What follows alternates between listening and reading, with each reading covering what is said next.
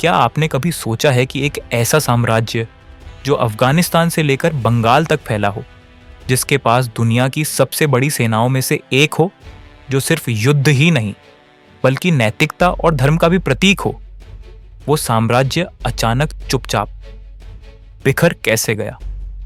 Welcome to civil services hub, जहां इतिहास बनता है सरल और यादगार। आज हम जानेंगे मौर्य साम्राज्य का पतन और उसके उत्तराधिकारी राज्यों की रोमांचक कहानी। 232 ईसा पूर्व सम्राट अशोक की मृत्यु हो चुकी थी। उनके साथ ही जैसे पूरा पाटलिपुत्र मौन हो गया। धम्म महामात्र अब भटक रहे थे। दरबार वीरान था और साम्राज्य सिर्फ नक्शे पर बचा हुआ था। यह मौर्य साम्राज्य का अंत नहीं था, बल्कि एक धीमी मौत की शुरुआत थी। अशोक के पुत्र कुणाल नेत्रहीन थे। महेंद्र और संघमित्रा धर्म प्रचार में श्रीलंका चले गए। दशरथ बने तो राजा, लेकिन साम्राज्य संभाल न सके। बाद में आए नाम संप्रति, शालिशुक, देववर्मन, बृहद्रथ इतिहास में धुंधले चेहरे बन गए। उनकी कोई विजय गाथा नहीं, न कोई मुद्रा, न कोई शिलालेख। बस एक गहराती खामोशी। शासन की नींव का दरकना, ओवर सेंट्रलाइजेशन, भूविडिडबर्ग। पूरा प्रशासन पाटलिपुत्र से संचालित होता था। अशक्त सम्राटों के काल में प्रांतीय राज्यपाल स्वतंत्र होने लगे।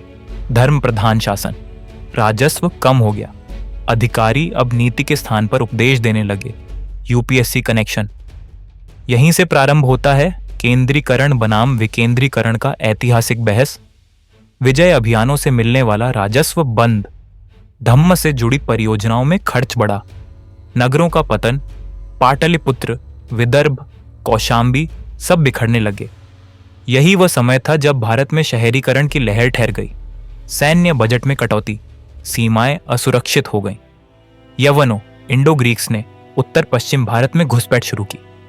धर्म से युद्ध रुका, पर सुरक्षा भी खत्म हो गई। अशोक का बौद्ध धर्म की ओर झुकाव, ब्राह्मणों और क्षत्रियों में असंतोष। संप्रति जैसे उत्तराधिकारी जैन धर्म को समर्थन देने लगे।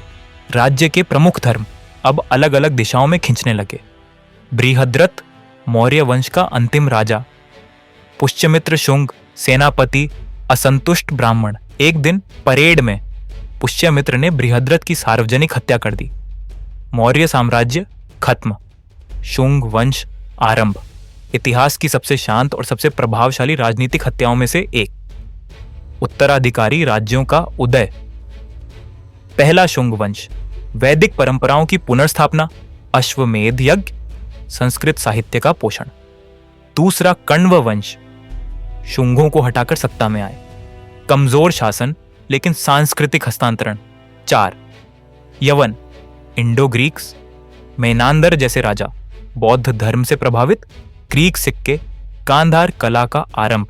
इन राज्यों ने कला, व्यापार, धर्म और शासन प्रणाली में नए प्रयोग किए। एक कालक्रम। 232 ईसा पूर्व अशोक की मृत्यु, 185 ईसा पूर्व बृहद्रथ की हत्या, शुंग वंश का उदय, 73 ईसा पूर्व कण्व वंश की शुरुआत। 200 ईसा पूर्व से आगे सातवाहन और यवनों का प्रभाव बढ़ा।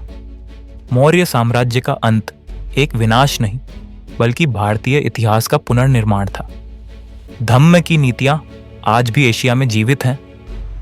प्रशासन और कला की विविधता उत्तराधिकारी राज्यों में फली फूली। क्षेत्रीय संस्कृतियां खिल उठी, जैसे पतझड़ के बाद वसंत। यूपीएससी दृष्टिकोण से रेलेवेंस। जीएस पेपर 1 आया प्राचीन इतिहास, कला, संस्कृति, शासन। एथिक्स पेपर नैतिक शासन बनाम प्रशासनिक दक्षता। ऐसे नैतिकता और शक्ति के बीच संतुलन।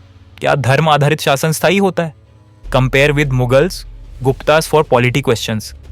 तो दोस्तों, मौर्य साम्राज्य की यह कहानी हमें सिखाती है कि कोई भी सत्ता कितनी भी शक्तिशाली क्यों ना हो, यदि वह भीतर से खोखली हो जाए तो पतन अवश्यंभावी है।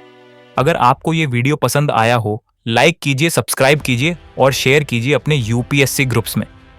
Subscribe to civil services hub, जहां हर विषय बनता है कहानी।